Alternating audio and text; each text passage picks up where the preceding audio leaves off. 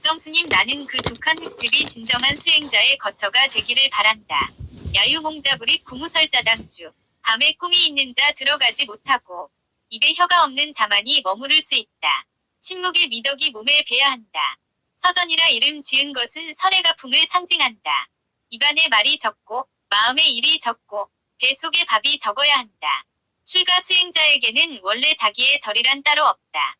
설사 자신의 힘으로 지어놓은 절이나 암자라 할지라도 그것은 어디까지나 공유물이지 사유물이 될 수가 없다. 어느새 40년 세월이 흘렀구나. 중들어 찾아간 절 통영미래사. 배가 고파서 우물가에 흘린 국숫발도 맛있게 주워 먹던 유시절이었다. 한겨울 맨밥에 간장만 먹고 지내면서도 선열로 충만하던 나날. 화엄경의 초발심 때 바로 깨달음에 이른다. 첫걸음을 어떻게 내딛느냐에 따라 목표 지점은 얼마든지 달라진다. 기도란 무슨 소원을 비는 일이 아니라 마음을 활짝 여는 수행이다. 그전까지는 걸망 하나 메고 이산저 산 찾아다니는 운수승이었는데 공은사 거처로 옮겨 달해헌에서 비로소 차 맛을 알다. 15평 3칸 불이람에서 철저하게 홀로 사는 연습을 해온 셈이다. 홀로 있을수록 함께 할 수 있다는 이상야릇한 말뜻도 알게 되었다. 한 곳에서 15, 16년 살다 보니 무료하고 당초의 생기가 사라져갔다. 유명세의 덕에 찾아오는 사람들은 왜 그리 또 많은지.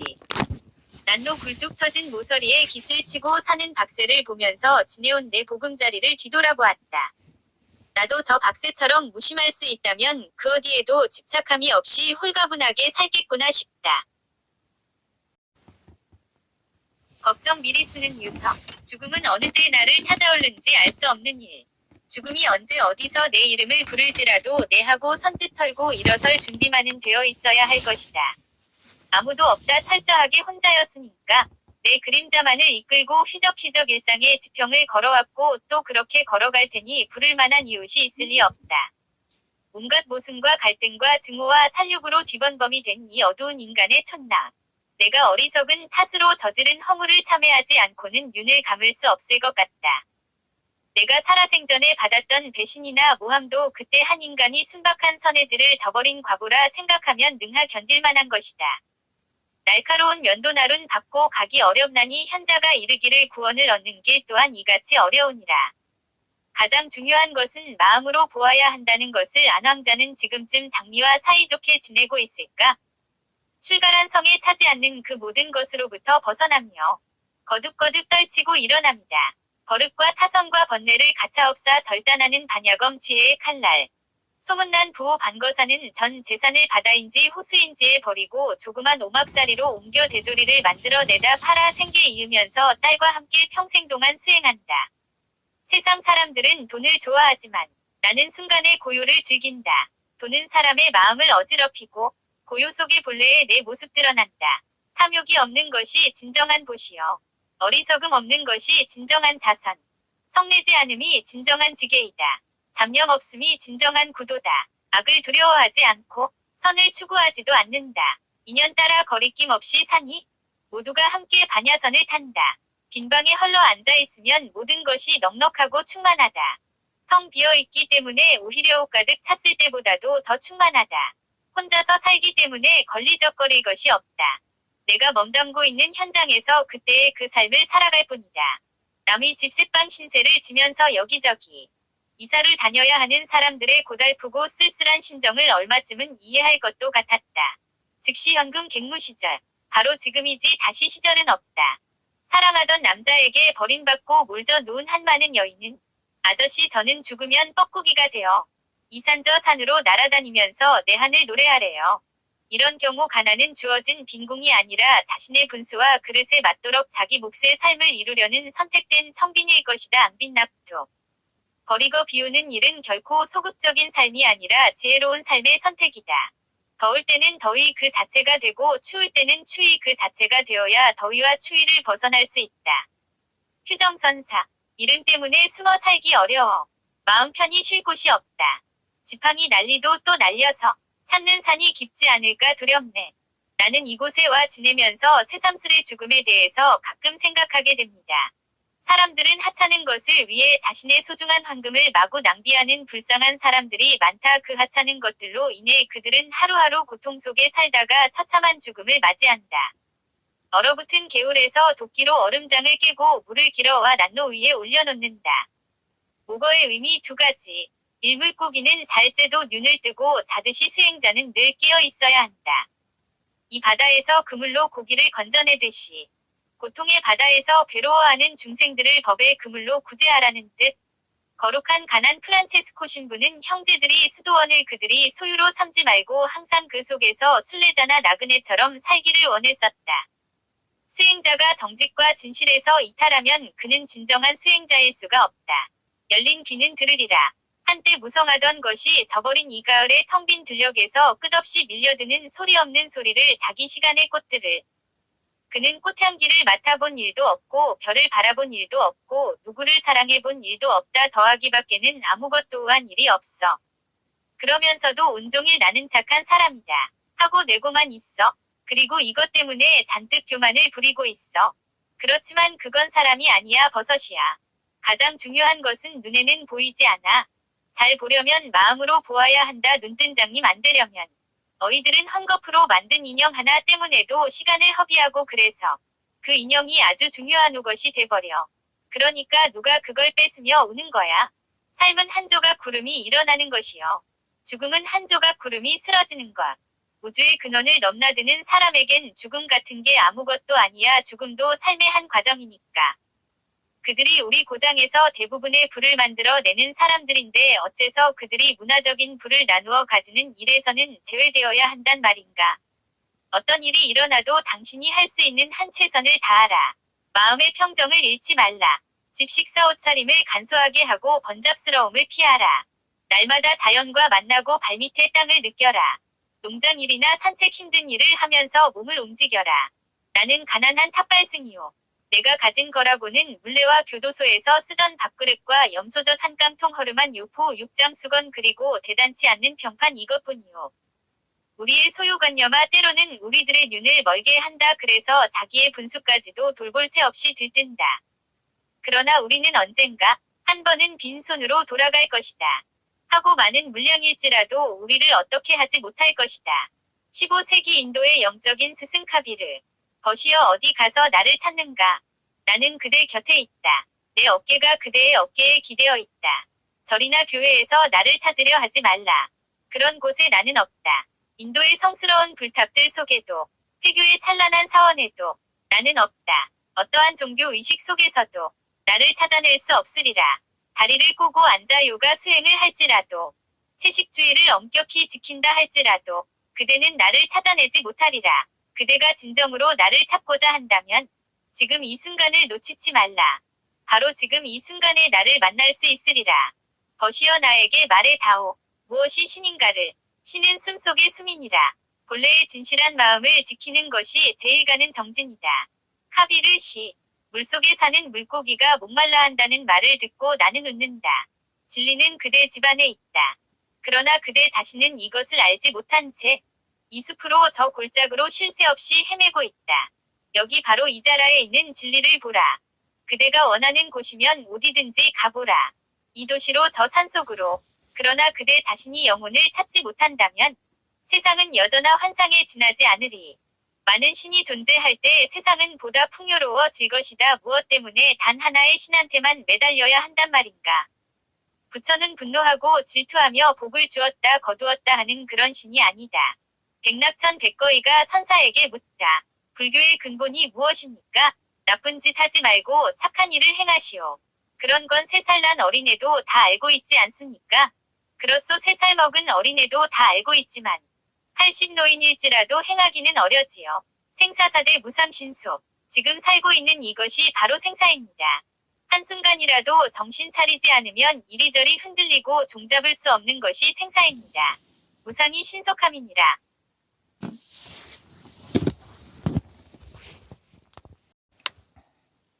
법정 스님. 출가 수행자에게는 원래 자기의 절이란 따로 없다. 설사 자신의 힘으로 지어놓은 절이나 암자라 할지라도 그것은 어디까지나 공유물이지 사유물이 될 수가 없다. 어느새 40년 세월이 흘렀구나. 중되러 찾아간 절 통영 미래사. 배가 고파서 오물가에 흘린 국숫발도 맛있게 주워 먹던 유시절이었다. 한겨울 맨밥에 간장만 먹고 지내면서도 선열로 충만하던 나날. 화엄경의 초발심 때 바로 깨달음에 이른다. 첫걸음을 어떻게 내딛느냐에 따라 목표 지점은 얼마든지 달라진다.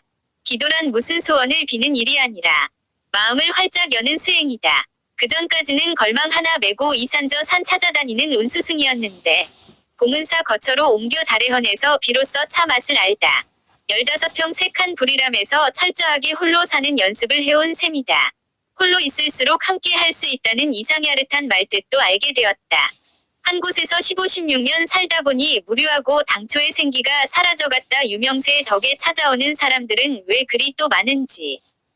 난로 굴뚝 터진 모서리에 깃을 치고 사는 박새를 보면서 지내온 내 보금자리를 뒤돌아보았다. 나도 저 박새처럼 무심할 수 있다면 그 어디에도 집착함이 없이 홀가분하게 살겠구나 싶다.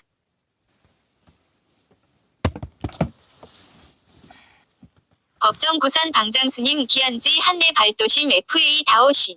사람은 자기 몫에 감사하며 살 줄 알아야 합니다. 자기 그릇에 넉넉한 줄 알고 살아야 합니다. 그렇지 않으면 내가 내 인생을 살고 있으면서도 부질없이 남과 비교함으로써 내 인생은 그만 어디론가 사라져버리고 남의 소도구 남의 그림자밖에 되지 못하게 됩니다. 얼굴이란 무엇입니까? 그것은 어레꼴 즉 우리 정신의 탈입니다. 자기가 신체적인 행동이나 말씨 생각으로 순간순간 익혀온 업이 밖으로 드러난 모습입니다. 그것이 바로 얼굴입니다. 추승구족 가을 중은 다리가 9이다. 서산대사의 성가귀감 출가정신. 출가하여 수행자가 되는 것이 어찌 작은 일이겠는가. 편함과 한가함을 구해서가 아니고 따뜻이 입고 배불리 먹으려는 것도 아니면 명예와 재물을 구해서도 아니다. 생과 사의 괴로움에서 벗어나자는 것이며 부처님의 지혜를 이으려는 것이고 끝없는 중생을 건지려는 것이다. 수타니파타. 부처님께서 생각하시는 출가란 집에서 사는 삶은 비좁고 번거로우며 티끌이 쌓인다. 그러나 출가는 널찍한 들판이며 번거로움이 없다고 생각한 까닭이다. 모든 욕망에는 근심이 따르는데 출가는 평안하고 조용하다. 집착이란 바다에서 소금물을 더 많이 마실수록 더 목이 마르다. 행복에 대해서 부처님께서 기원정사에서 제자들에게 설법. 진실로 아무것도 갖지 않은 사람은 행복하다. 지혜로운 사람은 어떤 것도 자기 것으로 생각하지 않는다. 자 보라 많이 가지고 있는 사람이 여기저기에 얽매여 그 얼마나 괴로움을 당하고 있는가를. 늘 깨어있는 것이 출가 정신이라면 물질의 더미에서 깨어나는 것 역시 출가이다. 욕망에는 근심이 따르는데 출가는 편안하고 조용하다. 태국에서 출가한 아잔 차스님. 조금 내려놓으면 조금 평화로워질 것이다. 많이 내려놓으면 많이 평화로워질 것이다. 완전히 내려놓으면 완전한 평화와 자유를 알게 될 것이다. 그때 세상과의 싸움은 끝한 것이다. 벵골 지방의 성인 라마크리슈와의 카타무리타, 불멸의 말씀. 첩을 한 명씩 버리고 있다고. 그런 사람은 다 버릴 수 없어. 진정으로 버리는 사람은 한 명씩 버리지 않아. 진정으로 버릴 수 있는 사람은 바로 나야. 난 이렇게 아무 미련 없이 떠나거든. 나는 왜 출가했는가? 무엇을 위해 출가했는가? 끊임없이 되묻는 것이 출가자의 정신입니다. 출가는 소음과 잡다한 얽힘에서 벗어나 침묵의 세계로 들어섭니다. 출가는 안전된 삶이 아니라 충만한 삶이다. 안전과 편안함은 타성이다. 가난은 수행자에게 겸손과 평안을 가져다 주고 바른 정신을 지니게 합니다. 출가는 무엇에도 얽매이지 않는 자유에 이르는 길입니다. 법정스님 법련사 나화정기도 통신수단도 없는 화전민 살았던 곳으로 달려갔군요. 어딜 가나 손수 끓여 먹는 일이 나를 나답게 만들어 주었다.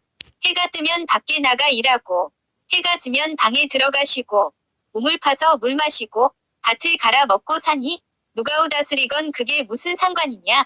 사람이 많이 꼬이는 절간에서는 마음 놓고 눈을 감을 수도 없다. 죽은 후에 치닥거리는 또 얼마나 번거롭고 패스러운가. 나는 문패더 번지수도 없는 그 두매상골의 오두막에서 이 다음 생에는 그 어디에도 소속되지 않고 앞뒤가 훤칠하게 트인 진정한 지유인이 되고자 원을 세웠다. 그 원이 이루어지도록 오늘을 알차게 살아야겠다. 어젯밤에는 오랜만에 별밭에 눈길을 보내고 어지럽게 날아다니는 빈딧불이도 보았다. 그동안 경험 성실한 일꾼과 나는 온돌방의 묘리를 제대로 터득하게 된 것이다. 진정한 배움은 이론을 통해서가 아니라 몸소 겪는 체험을 거쳐 이루어진다. 한때의 실패와 좌절은 새로운 도약과 전진을 가져오기 위해 딛고 일어서야 할 디딤돌이다. 그러나 나는 자원봉사 명분으로 불러다 쓰는 공양주를 비롯해서 많은 사람의 은혜와 신세를 그렇게 오랫동안 져도 좋을까 우려한다.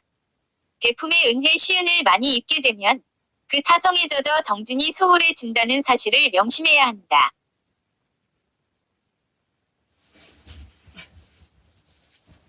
시원해.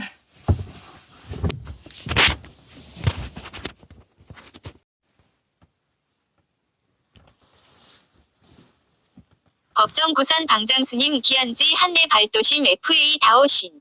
사람은 자기 몫에 감사하며 살 줄 알아야 합니다. 자기 그릇에 넉넉한 줄 알고 살아야 합니다. 그렇지 않으면 내가 내 인생을 살고 있으면서도 부질없이 남과 비교함으로써 내 인생은 그만 어디론가 사라져버리고 남의 소도구 남의 그림자밖에 되지 못하게 됩니다. 얼굴이란 무엇입니까? 그것은 어레꼴 즉 우리 정신의 탈입니다. 자기가 신체적인 행동이나 말씨 생각으로 순간순간 익혀온 업이 밖으로 드러난 모습입니다. 그것이 바로 얼굴입니다. 추승구족 가을 중은 다리가 9이다. 서산대사의 성가기감 출가정신. 출가하여 수행자가 되는 것이 어찌 작은 일이겠는가. 편함과 한가함을 구해서가 아니고 따뜻이 입고 배불리 먹으려는 것도 아니면 명예와 재물을 구해서도 아니다. 생과 사의 괴로움에서 벗어나자는 것이며 부처님의 지혜를 이으려는 것이고 끝없는 중생을 건지려는 것이다.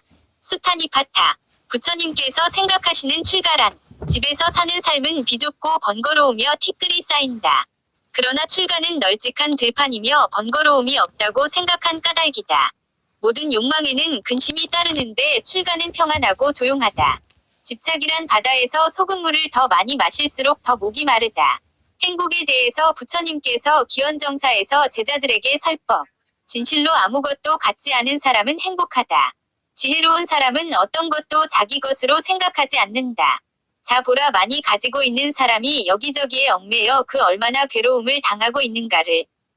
늘 깨어있는 것이 출가 정신이라면 물질의 더미에서 깨어나는 것 역시 출가이다.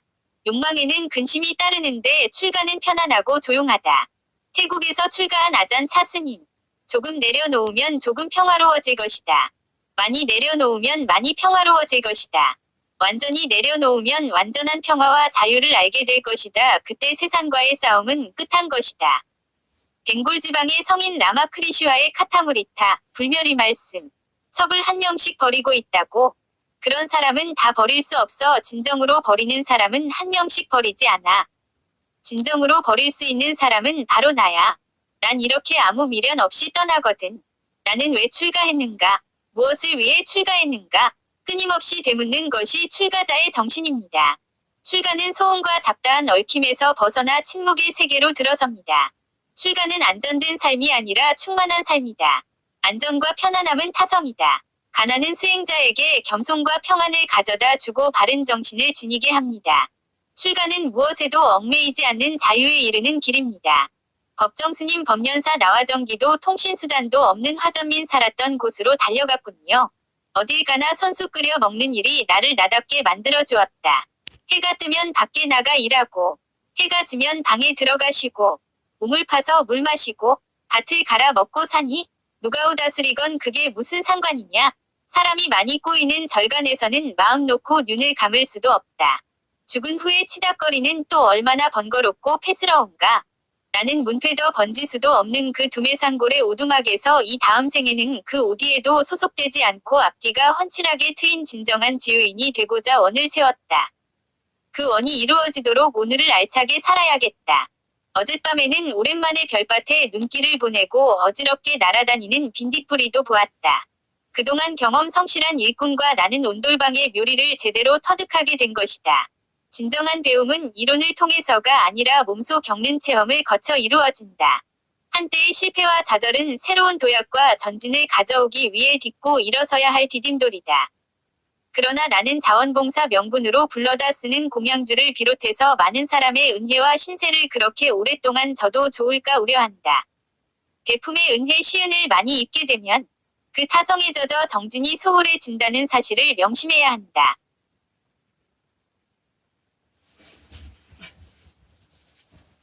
시원해.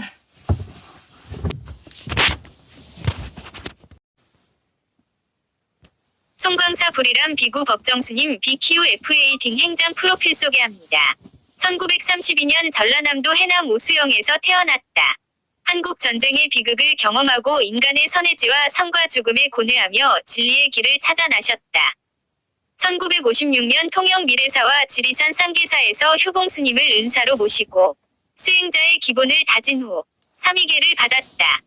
이후 가야산 해인사 선원과 요강원에서 수행하며 학문에 정진한 후 1959년 자원율사를 계사로 통도사에서 비구계를 받았다. 1960년 동도시에서 불교사전 편찬 사업에 동참하였고 1967년 서울 봉은사에서 운어 스님을 도와 불교 경전 번역에 동참하였으며 불교계 언론과 유력한 신문에서 죽비 같은 글로 신선한 바람을 일으켰다.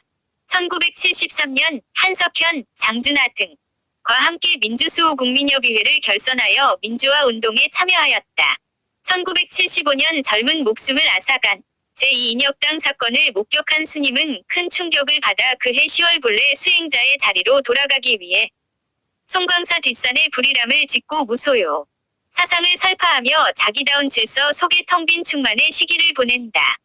하지만 세상의 명성이 알려지고 끊임없이 찾아드는 사람들을 피해 다시 출가하는 마음으로 1992년 강원도 산골 오두막으로 거처를 옮기고 생명 중심의 세상을 명상하며 홀로 수행 정진하였다. 1993년 7월 연꽃이 불교를 상징하는 꽃이라는 이유로 독립기념관, 창덕궁 부용정 연못의 연꽃이 모두 없어지는 기막힌 사실과 마주하게 되는데 그 어이없는 심정을 연못에 연꽃이 없더라는 글로 발표하며 다시 한번 세속일에 관여하게 된다. 1993년 8월 맑고 향기롭게 살아가기 운동준비 모임을 발족하여 1994년 3월 맑고 향기롭게 살아가기 운동 첫 대중 강연을 시작으로 서울, 부산, 대구, 경남, 광주, 대전 등지에서 뜻을 함께하는 회원들을 이끌어 주셨으며 스님이 무소유 사상에 감동한 길상화 김영한, 보살이 7천여 평이 대원각을 시주하여 1997년 12월 14일 맑고 향기롭게 근본도량 길상사가 창건되었다. 스님은 폐암이 깊어진 뒤에도 침상에서 예불을 거르지 않았으며 생에 저지른 허물은 생사를 넘어 참회할 것이며 이제 시간과 공간을 버려야겠다. 는 말씀을 남긴 뒤 2010년 3월 11일 음력 1월 26일 길상사에서 입적했다. 세수 78세 범납 55세 내 이름으로 번거롭고 부질없는 검은 의식을 행하지 말고 사리를 찾으려고 하지도 말며 관과 수위를 마련하지 말고 편리하고 이웃에 방해되지 않는 곳에 서 지체 없이 평소 승복을 입은 상태로 다비하여 주기 바란다. 고 당부한 스님은 마지막까지 무소유의 삶을 실천하였고 입적 후에도 남은 이들에게 맑고 향기로운 가르침을 전해준 스승으로 추앙받고 있다. 1992년 10월 8일 출생, 출가전 전라남도 해남군 문내면 선두리에서 박금배 씨와 김인엽 씨의 아들로 출생, 오수영 초등학교, 목포상업고등학교를 졸업하고 1955년 전남대 상과대학 3학년 1학기를 마치고 휴학. 1955년 8월 전국 승려대회가 열리고 전국에서 물교 정화 작업이 본격적으로 시작됐다. 정회원에서 생활하던 중 정화운동. 애가담한 청년 박재철은 평소 인간의 역사와 삶의 고뇌에 대한 해답을 찾기 위해 입산 출가를 결심함. 1955년 말 입산 출가. 친구인 박광순, 김남선 씨 등이 1955년 11월 25일 박재철의 출가를 기억하기 위해 기념사진을 찍었다. 그 후 박재철은 당시 불교 정화의 주역이던 청담 스님 오대산 상원사에 머물고 계셔 다고함을 찾아 가기 위해 서울로 올라갔다. 서울 종로 대각사에서 월정사의 어느 스님은 만나게 되는데 눈길로 인해 차가 막혀갈 수 없다는 소식을 들고 당시 서울 안국동에 머무르고 있던 효봉 스님을 찾아가 대화를 나누고 그 자리에서 미리를 깎고 행자 생활을 시작함. 1956년 6월 통영 미래사로 내려가 효봉 스님을 모시고 행자 생활을 하며 수행자의 근본을 다진 1956년 12월 지리산 쌍계사 탑전에서 효봉 스님을 모시고 시봉 7월 삼위계를 수계함. 1957년 1월 1957년 4월 전북 고창군 선운사 수선안거 진행함. 1957년 4월 가야산 해인사 강원에서 생활하며 학문에 정진함. 1959년 3월 통도사 금강계단에서 자운율사를 계사로 비구계를 수계함. 1959년 4월 해인사 전문강원에서 명봉화상을 강주로 대교과 졸업함. 1960년, 1961년 3월 오너 스님의 부름을 받고 통도사에서 불교사전 편찬 작업에 동참하다. 서울에서 불교사전 출판을 끝내고 5월 중순 가야산 해인사로 내려와 타고난 문제를 발휘하여 한문경전을 우리말로 번역하는 데 뜻을 세움. 1962년 선각위감을 번역하고 불교성전에 실릴 원고를 손질함. 대한불교 조계종 기관지인 대한불교 1980년 11월 언론 통폐합돼 폐간되었다가 그해 12월 21일 불교신문으로 속간 신문의 소소산인이라는 필명으로 불교설화 및시 논단을 기고함. 63년 봄 종로 사상계사 시시항지 쉬에 장준하 선생을 만나러 간 길에 함석헌 선생을 처음으로 만남. 1964년, 1968년, 1964년, 1967년까지 명확한 행장 자료는 찾기 어렵다. 1964년 1월 해인사를 떠나 고행, 쿠싱 위기를 떠난 스님이 1964년 에도 소소산인이라는 필명으로 대한불교의 글을 계속 기고한 것으로 보아 해인사로 다시 돌아온 것으로 추정되며 해인사와 송광사 선원에서 수선한 거 시우찬 안주한 것으로 보임. 1964년 출범한 동국역경원의 역경위원으로 불설고색 독경, 대장엄농경 등을 번역해 총 12편이 설화를 소개함. 1964년 10월 25일 대한불교의 3회로 나누어 기고한 부처님 전상석 는 스님의 불교 혁신관을 대변한다. 이 글은 부처님에게 편지를 보내는 형식의 글로 간결한 문장, 호소력 있는 내용, 현실 종단의 문제를 제기하는 생동감 등 이 어우러져 당시 불교인들의 심금을 울린 명문장으로 기존 설화를 쓸 때와는 반응이 달랐음.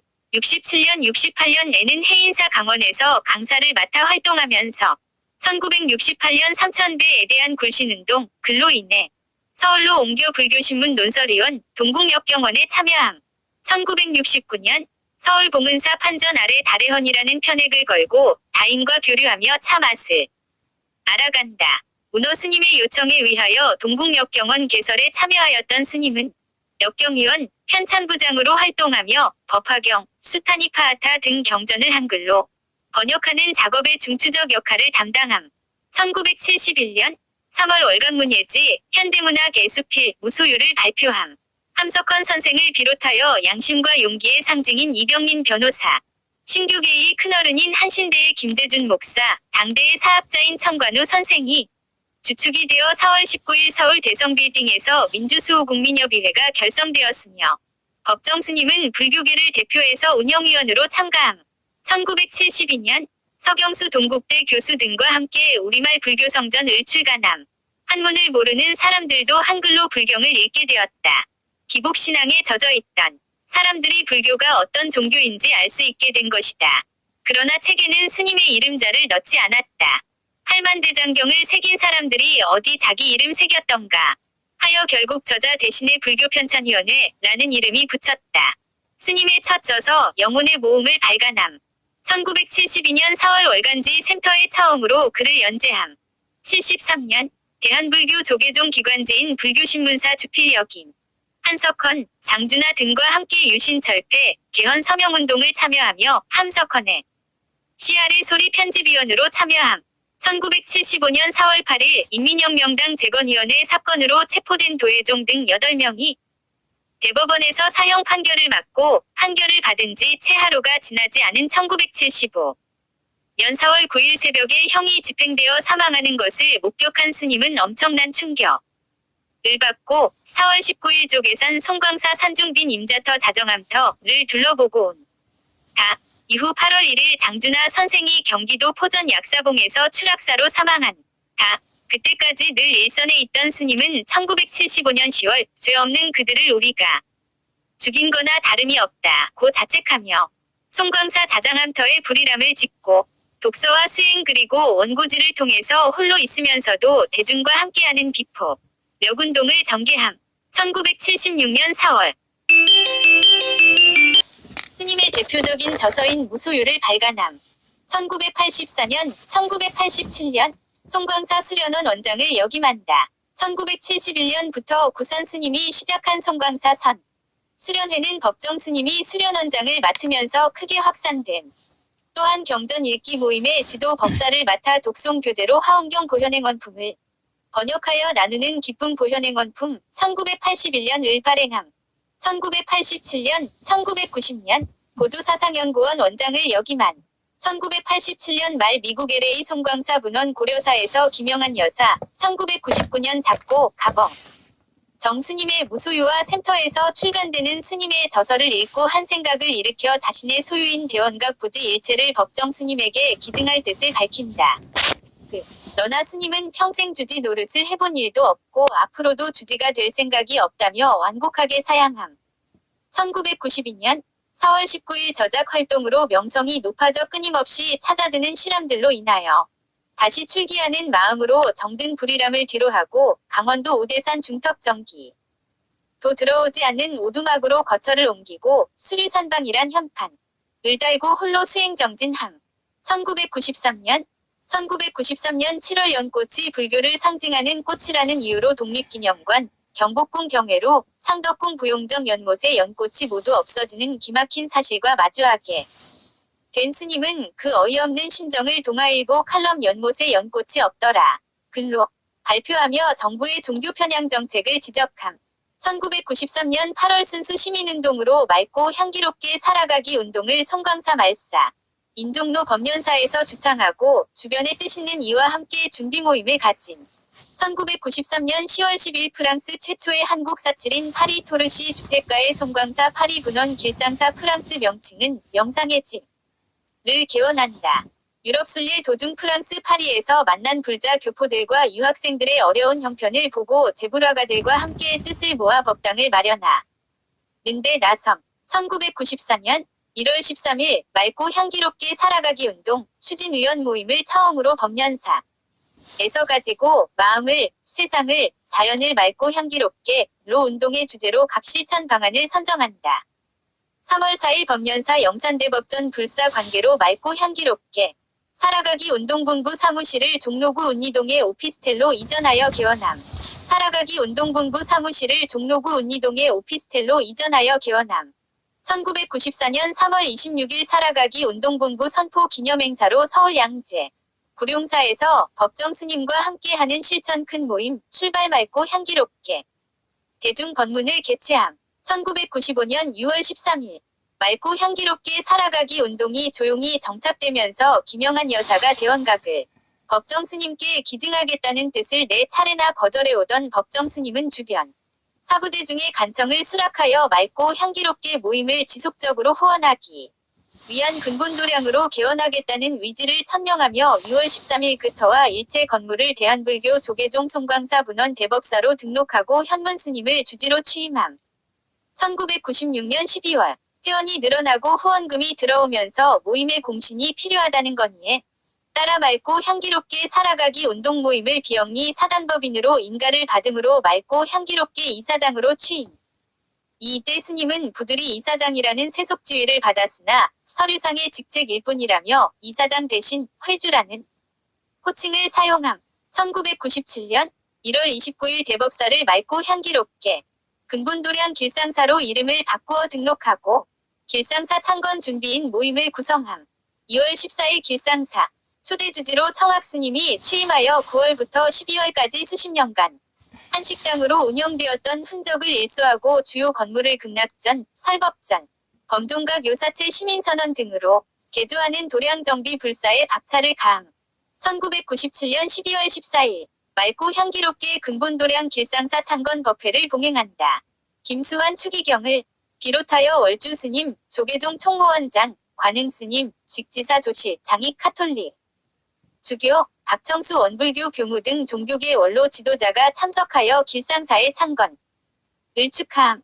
1998년 2월 24일 명동성당 축성 백돌 기념 초청 강연 나라와 결애를 위한 종교인의 자세 라는 주제로 1800명이 천주교 신자들에게 강연을 함으로 한국 사회의 종교 화합에 기여함. 1998년 2003년 글 쓰는 것 외에 대중 법문을 하는 경우 기 드물었는데 도량 불사의 재정적 어려움으로 길상사 창건에 대한 책임을 지고 맑고 향기롭게 모임의 회원으로 서의 역할을 해야 한다며 길상사에서 격언로 대중번문을 통해 맑고 향기로 개 운동의 기반을 다짐. 마음을 맑고 향기롭게 하기 위한 노력으로 명예퇴직자를 위한 수행과 휴식. 위 공간을 마련, 서울 제기동 보문선언과 연대에 매일 300명 이상의 노숙자에게 점심 무료 급식 사업 진행, IMF 이후 경제적으로 어려움을 겪고 있는 독거노인, 장애인 가정의 반찬과 김장을 담아 전달하는 등 장학사업, 생대사찰. 가꾸기 운동을 전개함. 2003년 시민모임 고 향기롭게 칭립 열돌 기념으로 서울 길상사를 비롯하여 광주 모임, 경남 모임, 부산 모임, 대구 모임 순회 강연을 펼. 프랑스 파리 길상사 개원 10주년 기념 번문을 진행함. 2003년 12월 맑고 향기롭게 근본도 김상사 회주에서 스스로 물러나고 맑고 향기롭게 모임의 이사장직도 사임하겠다는 뜻을 밝혔으나 창립 시부터 함께한 임원들의 거듭된 만류로 철회함. 2004년 격언로 해오던 맑고 향기롭게 근본도량 길상사에서의 대중 번문을 봄, 가을, 연이회 4월, 10월로 진행. 2005년, 2007년 맑고 향기로운 책을 월일권 선정하여 3년간 총 36권을 회원 및 신도에게 길을 권유하고 교도소, 군부대의 도서 지원 사업을 전개하여 독서문화 확대 운동을 펼침. 2007년, 2008년 10월 우연히 병원에 들렸다. 폐암 진단을 받음. 이 병고도 당신을 찾아온 친지 중 하나이니 어르고 달래며 지내겠다는 것을 친지 및 상자 스님이 간곡하게 수차례 권유하여 치료를 받음. 2008년 2월 치료를 마치고 길상사에서 정기적으로 대중번문을 하고 글도 쓸 정도로 회복함. 2009년 4월 폐암이 재발하여 요양을 함. 4월 봄정기 대중번문, 5월 부처님 오신 날 대중 번문을 마지막으로 설함. 2010년 3월 11일, 1월 26일 오후 1시 51분 맑고 향기롭게 근본도랑 길상사 행지실에서 세수 78세, 범납 55세를 일기로 입적.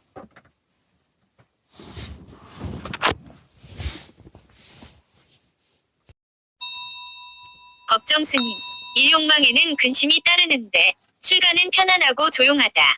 왕자 시타르타는 집착과 욕망의 집을 떠납니다. 집이 없는 사람은 자유롭습니다. 하늘을 지붕 삼고 땅을 잠자리 삼아 어디에도 집착할 것이 없기 때문입니다. 집착할 집이 없고 욕심 부릴 집이 없습니다. 출가란 그런 것입니다.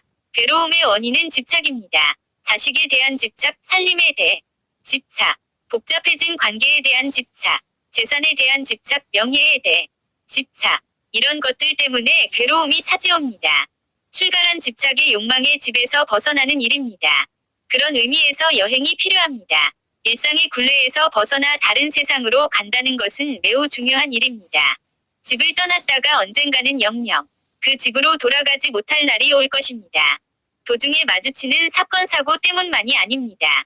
그것이 죽음입니다. 따라서 여행을 통해 비본질적이고 일상적인 삶을 주기적으로 털어내야 합니다. 벵골 지방의 성인 라마크리슈나의 카타무리타 불멸의 말씀에 이런 내용이 있습니다. 한 남자가 강에서 목욕을 하기 위해 어깨에 수건을 걸치고 집을 나서려고 하자 그의 아내가 다그칩니다. 당신은 아무 능력 없이 날마다 빈둥거리기만 하고 있군요. 내가 없으면 하루도 못 살 거예요. 이웃집 남자는 여러 명이나 되는 첩을 한 명씩 버리고 있다는데 당신이라면 그런 일을 할 수도 없을 거예요. 남자는 말합니다. 한 명씩 버리고 있다고? 그런 사람은 다 버릴 수 없어. 진정으로 버리는 사람은 한 명씩 버리지 않아. 아내가 어처구니 없어 하며 남편을 비웃습니다. 그러자 남자는 말합니다. 진정으로 버릴 수 있는 사람은 바로 나야. 난 이렇게 아무 미련 없이 떠나거든. 뒤도 뒤돌아보지 않고. 그렇게 그는 수건을 어깨에 걸친 채 집도 안 해도 뒤도 돌아보지 않고 곧바로 출가의 길을 나섭니다. 진정한 줄기는 알아차리는 순간 그 자리에서 버리는 것입니다. 하나씩 버리려고 하면 끝이 없습니다. 그 자리에 새로운 물건이, 새로운 인연이 맺어지기 때문입니다. 더 갖지 못해 부자유한 사람들이 있지만 전체를 버리고 떠나는 사람은 그 순간 자유를 누립니다. 인간의 진정한 봄은 어디서 옵니까? 묵은 과거를 버리고 새롭게 시작할 때 새로운 움이 틀 수 있습니다. 그림 저 자신은 왜 출가했는가? 무슨 이유로 세속을 떠났는가? 부처님이 지금 이 자리에서 물으면 저는 이렇게 분명하게 대답할 것입니다. 나답게 살기 위해서, 내 식대로 살기 위해서 집을 떠났노라고. 솔직히 말씀드려서 저는 세상이 무상하다거나 불교의 진리에 매혹되어서 집을 떠난 것이 아닙니다. 불교에서 말하듯이 중생을 구제하기 위해서라고 말할 수도 없습니다. 현재의 한국 불교는 중생 구제 운운할 자격조차 없습니다만 무상한 게 어디 속세뿐이겠습니까? 저리는 산중이든 무상하긴 마찬가지입니다. 그리고 출가 전에 저는 불교에 대해 아는 것이 하나도 없었습니다. 불교에 대해 아는 것이 하나도 없었습니다. 1. 가는 저의 존재의 절실한 요구였습니다. 때가 되어 기부할 수 없는 어떤 것이 저를 그 길로 이끌었을 것이니 때문에 기나게 살려는 사람이 자기답게 살고 있을 때는 환희심으로 스마하지만 그러지 못할 때는 고통과 번뇌가 따릅니다. 자기 몫에 아무렇게나 소비해 버릴 수는 없는 까닭에 저는 출가를 결심했습니다. 20대에 출가할 무렵 저는 우주의 번뇌를 혼자 짊어진 것처럼 며칠 밤을 뜬 눈으로 지새우면서 메아리도 없는 물음을 토하곤 했습니다. 6.25 전쟁으로 수많은 생명들이 죽어가는 것을 보고 나니 삶과 죽음에 대한 의문이 젊은 영혼 속으로 걷잡을 수 없이 밀려왔습니다. 자나 깨나 앉으나 서나 나는 왜 살고 있는가? 나는 무엇이 고 어디로 가고 있는가? 어떻게 하면 내 식의 삶을 살 수 있는가? 하는 의문들이 사라지지 않았습니다. 어떤 친구들은 바다를 건네 기만 하면 새로운 세상이 있을 것이라 믿고 밀항선에 몸을 실었습니다. 그래서 돈 없는 친구들이 주머니를 털어 환송회를 열어준 적이 한두 번이 아니 있습니다. 그런가 하면 극심한 존재의 고통을 이기지 못해 나머지 생애를 스스로 반납한 친구들도 있었습니다. 마침내 출가를 결심한 그때의 저의 심정은 소설 광장의 주인공 이명준과 비슷한 것이었습니다. 남도 북도 아닌 중립국을 선택해 가다가 그 중립에서조차